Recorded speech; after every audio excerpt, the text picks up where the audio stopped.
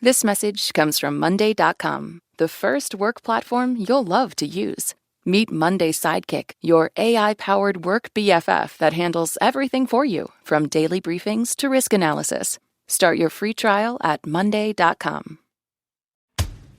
It's no secret that our country has grown increasingly polarized over the past decade. One way that shows up is in our ongoing culture wars, where our worldviews collide amidst a crumbling social contract. What in the past might have been considered third-rail topics are now everyday conversation, and it can be a lot to take in. So for the next few weeks, we're breaking down the history, subtext, and evolving meanings of the buzzwords you hear all over the news and social media. This is the ABCs of the culture wars. Today's letter is C, for capitalism. I remember being in Harlem, March 2020. Everything shuts down immediately. I'm on the internet and I see this video by Gal Gadot.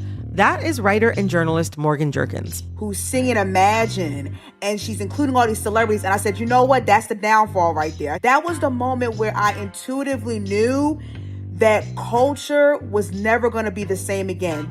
And while 2020 was a crucial tipping point in the way Americans feel about wealth inequality, that feeling had been building for a while. In fact, Morgan points to a 2019 film that became the canary in the coal mine for things to come. Bong Joon-ho's Parasite. There was one scene in the movie when a flood had happened, and the next day, the working class chauffeur is driving around the rich woman, and she's saying, oh man, thank God for the rain that happened last night. And then she's talking about the odor in the car. The odor is coming from him because he lived in like a subterranean apartment and his home got flooded. We have been in situations in our personal lives where someone will say something so out of touch that will elucidate certain class differences, and we just got to keep going.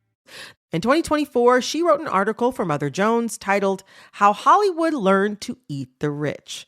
Outside of Parasite, I can think of a lot of films and TV shows that really drive home that wedge between the haves and the have-nots. Knives Out, Sorry to Bother You, White Lotus, The Menu, Triangle of Sadness, Succession. But it hasn't always been that way. I remember in the early and mid-aughts where collectively we loved learning about luxury. VH1 had a whole lifestyle of the rich and famous called The Fabulous Life of. They break down how much money J-Lo spent in Paris or her ring. It was seen as aspirational. And I felt like it deserved some investigation with an historical precedent attached to it, because I'm like, how did we get here? How did our views about wealth develop through pop culture, these sort of themes? I had the same question. So I called up NPR political correspondent Danielle Kurtzleben for some help. First and foremost, we had to lay out some terms. Capitalism is where capital is privately owned. So instead of the government running, say, hospitals in the case of a theoretical socialized medicine, no, capitalism is where companies do it for profit, generally, but not always. But if pop culture, in some ways, responds to our attitudes as consumers, and if the effects of capitalism are what's got people up in arms, what's been going on politically that got us to this moment? To bring us back to the 2000s, when President Obama was elected, which was right around the time of the financial crisis, you saw the economy on the verge of collapse, not only our economy, but economies worldwide, as a result of profit-seeking by companies, by capitalist companies. And you had bank bailouts, auto bailouts. You had this idea of too big to fail. And I think that for a lot of people, especially millennials, questioning, is capitalism so good? That whole greed is good idea that people often had in the 80s and 90s and that Morgan is referring to. Much in the same way that you had some people pointing to Obama and saying he's socialist, that's bad, you had some people on the other side and say, wait a minute, is capitalism so great? I'm not sure. Then, of course, there's the 2016 presidential election, which gave us President Trump's first term in office. But that race also saw the advent of a different kind of democratic leadership. And then, of course, you had Bernie Sanders rise in popularity and come out and flat out say, I consider myself a democratic socialist. You don't have to be scared of it. Here's what it means. Bernie Sanders played a big part in getting people to say, what are the problems with capitalism? It is fine to actually poke at and scrutinize capitalism. Today on the show, Morgan Jerkins and Danielle Kurtzleben walk through how Hollywood captured Americans' cooling view of capitalism and why some have decided to eat the rich instead. This message comes from Charles Schwab. When it comes to managing your wealth, Schwab gives you more choices, like full-service wealth management and advice when you need it. You can also invest on your own and trade on Thinkorswim. Visit schwab.com to learn more. Support for this podcast and the following message come from Betterment. Start investing in a better future. Whether it's saving for today or building wealth for tomorrow, Betterment helps people and small businesses put their money to work by automating to make saving simpler, optimizing to make investing smarter, and building innovative technology backed by financial experts. So be invested in yourself. Be invested in your business. Be invested in better with Betterment at Betterment.com. Investing involves risk. Performance not guaranteed. This message comes from the Council for Interior Design Qualification. Interior designer and CIDQ president Siavash Madani describes his fundamentals of interior design. I think interior design is about responsibility. It's not just the way a space looks or the way a space photographs. To me, better design means functional, safe, accessible, and inclusive design. Learn more at cidq.org/NPR. Support for this podcast and the following message come from the University at Buffalo, a longtime leader in artificial intelligence research and implementation, where first-of-their-kind AI plus X degrees not only prepare students for an AI-powered world, but also help steer the responsible use of AI for a human-guided future. More at buffalo.edu/NPR. Hello, hello. I'm Brittany Luce, and you're listening to It's Been a Minute from NPR, a show about what's going on in culture and why it doesn't happen by accident.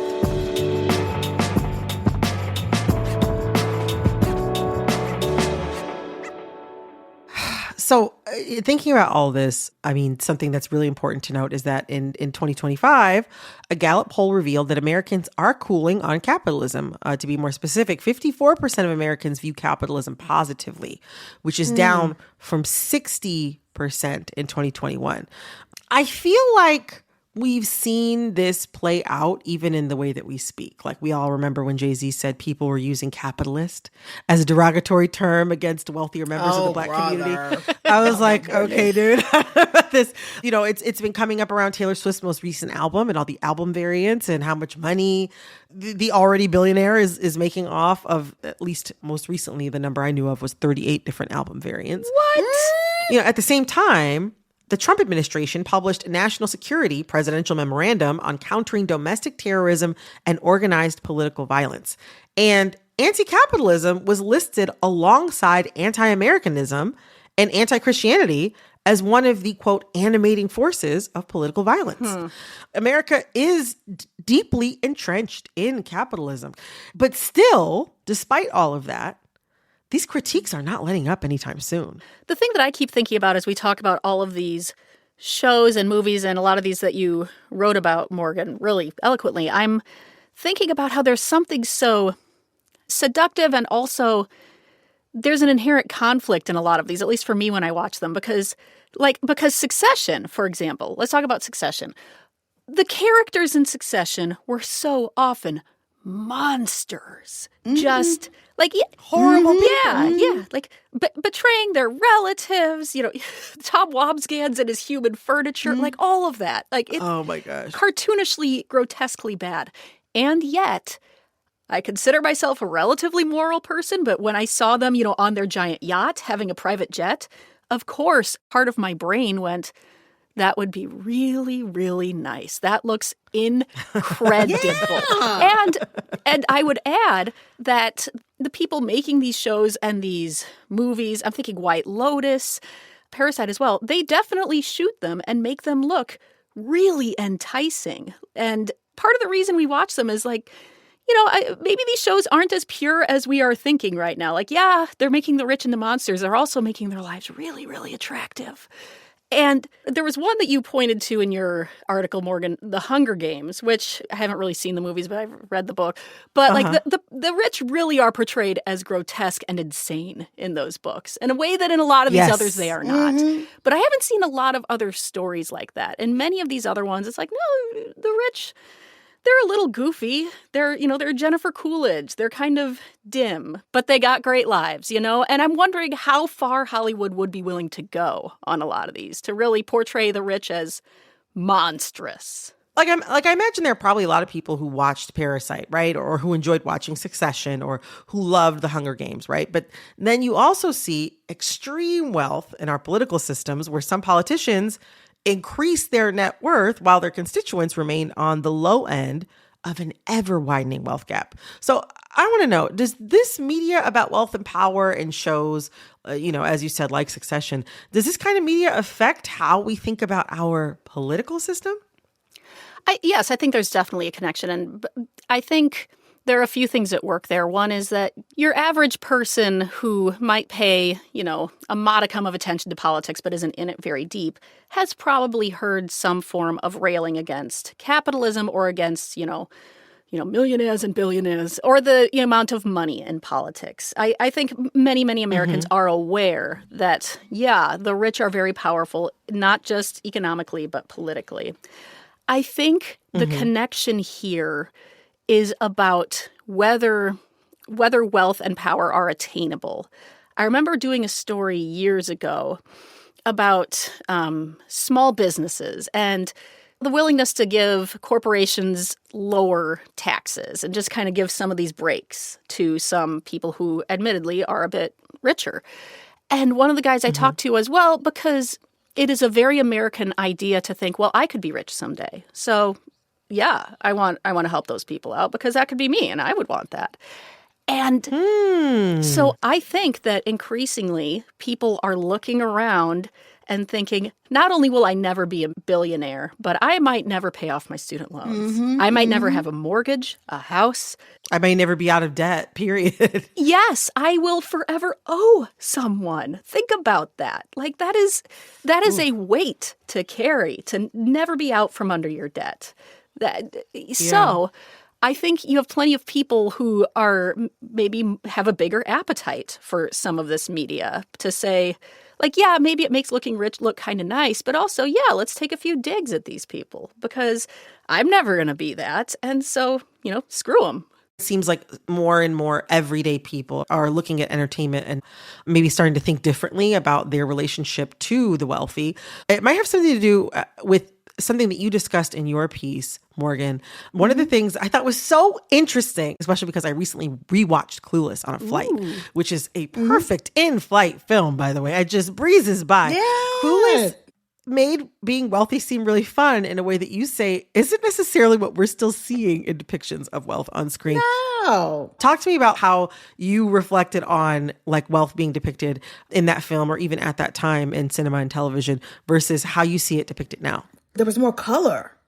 Like we saw from the beginning, Cher picking out her clothes and even just meeting up with Dee. Like there was just more color in that film. Like literally and just like personality wise, they were whimsical. They were, very naive. They were clueless, and they still felt like teenage girls, even though they were living in very posh areas. And when I watched again, Succession, The Menu, like the monochromatic worlds, this is really flushed out color. And they're just not nice people. Like Cher to me was not an unkind person. Yeah, she might have been a little bit selfish as a 15-year-old girl, but she was not, I'm going to like metaphorically or figuratively like stop you at the knees and I'm going to do it to get ahead. Like she never had that type of personality. And so I feel like when I watch these films, I'm like, I don't feel any redeeming qualities with any of you. I also wonder too about like the scale of wealth too that we're talking about now. Yeah. Like a lot of what we see in Clueless, for example, I obviously grew up watching Clueless, but I also grew up college age and up watching the Kardashians, right? Oh, yeah. And Real Housewives. Like the kind of like wealth that we see on display on those shows is a lot more coming from real life people, right, who are living these lifestyles as opposed to fictional characters like those in Clueless. But something I will say, maybe perhaps billionaire figures, right? Like Elon Musk and Jeff Bezos, as they have become actual celebrities. Now we're in a place where like maybe the millionaire lifestyle is something that we might have been idolizing in the 90s and 2000s. And now this kind of unseen billionaire wealth, more akin to what you might see on a show like Billions on Showtime or on a show like Succession, is more, I think, what people think about when they think about what real wealth looks like. Because after all, the millionaire lifestyle is something that a middle-class person or an upper middle-class person can live on credit. I think you're right. I think in Clueless, I can see myself in that universe. And also, not to be delusional, but I can probably get a home in Bel Air quicker than being a billionaire. Yes. So, and getting a home in Bel Air for me is not within the realm of possibilities remotely, but becoming a billionaire is much further out. I am not going to be private jetting everywhere. That scale of wealth is so large that it becomes menacing at a particular point. Yeah. I wonder, Danielle, how have you seen that difference in understanding of scale of wealth? Because I feel like we're all exposed to millionaires through media now all the time, like in their real homes, on their private jets. But billionaires are both more known to us than ever, but also we know less and less about how those people actually live, let alone the fact that we don't know what most of them look like and probably wouldn't be able to choose them out of a lineup. Yeah. Part of it is, first of all, we see those billionaires increasingly, I think, more visibly involved in politics and name dropped in politics and called out, like whether you're getting angry at Elon Musk or Jeff Bezos or George Soros, any number of people. Sure. So I think many billionaires are increasingly associated with politics. The other thing is, at least in terms of real life, not fictional depictions, my personal feeling is that there's so many little tidbits of information we hear about the uber wealthy that just make them seem like aliens or they're insane. Like Jeff Bezos makes a rocket ship that looks like a penis and sends his girlfriend and a bunch of her friends into space. Or like Peter Thiel talking about the Antichrist. Yes, and having like those talks. He did multiple talks about like the Antichrist. And I was like, that's interesting. What's that about? Anyway, speaking of politics, I wonder how you see the perception, Danielle, of capitalism playing out in key elections this fall, like the mayoral race in New York City. There's one thing we haven't touched on yet that I think is important here as well, which is the fading specter of the Cold War. During the Cold War, you had this bipolar world. By bipolar, I mean you had the U.S. and the USSR, the two great powers, constantly locked in battle. And so you had capitalism versus socialism, and those big, bad socialists, you should be terrified of them. I mean, our grandparents and our parents grew up at that time. People who did air raid drills, all of that, who were terrified of the scary Russians. I think that socialism rings a very primal thing in their heads of socialism is scary. You know what's great? Capitalism, bootstraps, all of that stuff. But I think that as the idea of capitalism good, anything else bad dies off, that, I think, plays some part here in the willingness to question capitalism as the supreme good.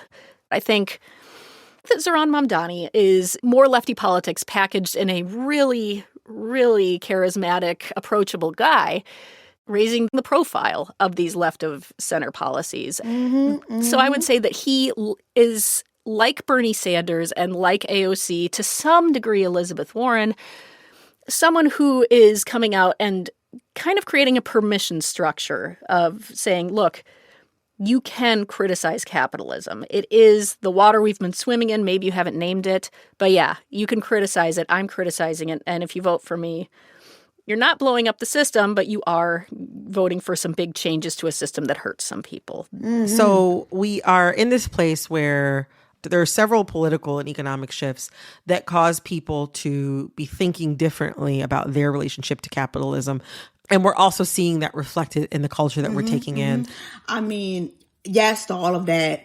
I think capitalism is so entrenched in American culture because of slavery. Ding, ding, ding, ding, ding. If I have to go there, how are you going to extract capitalism from American society when the Trump administration right now is trying to erase all of the magnitude and the scale of chattel slavery in this country? So that's where I feel like the discrepancy is happening, where like, if we do not talk about how all of this is also steeped in racial inequities in this country, and we don't bring in that consciousness of race with class consciousness, it's always going to be uneven. I love these conversations, but also I want to make sure they don't become cyclical either. And I think that's the next challenge, is like, okay, so now we've spotted, now what do we do? Well, Danielle, Morgan, thank you both so much. I really enjoyed this conversation. It's a pleasure. Thank you so much. Always a blast, Brittany. That was journalist and author Morgan Jerkins and NPR political correspondent Danielle Kurtzleben. And I'm going to put on my influencer hat for a second and ask you to please subscribe to this show on Spotify, Apple, or wherever you're listening. Click follow so you know the latest in culture while it's still hot. This episode of It's Been a Minute was produced by Alexis Williams. This episode was edited by Nina Patak. Our supervising producer is Barton Girdwood. Our executive producer is Verilyn Williams. Our VP of programming is Yolanda Sanguini. All right, that's all for this episode of It's Been a Minute from NPR. I'm Brittany Luce. Talk soon. This message comes from KeyBank. Growing a successful business has never been easy. That's why KeyBank offers curated strategies to help your business grow today and into the future. Reimagine business as usual. KeyBank opens doors. More at key.com/B2B. This message comes from NPR sponsor Rosetta Stone, an expert in language learning for 30 years. Right now, NPR listeners can get Rosetta Stone's lifetime membership to 25 different languages for 50% off. Learn more at rosettastone.com/NPR. This message comes from REI Co-op. Don't be surprised when you're this season's best gift giver. With REI's curated selection of outdoor gear, from top-rated running shoes to merino wool base layers, you don't have to guess. REI makes it easy to find the gear that gets them out there. It gets even easier with trusted advice and recommendations from REI's outdoor pros in over 190 stores. So when you gift them something they'll actually use, you won't be surprised, but they will. This season, give without guessing. Shop in-store or head to rei.com.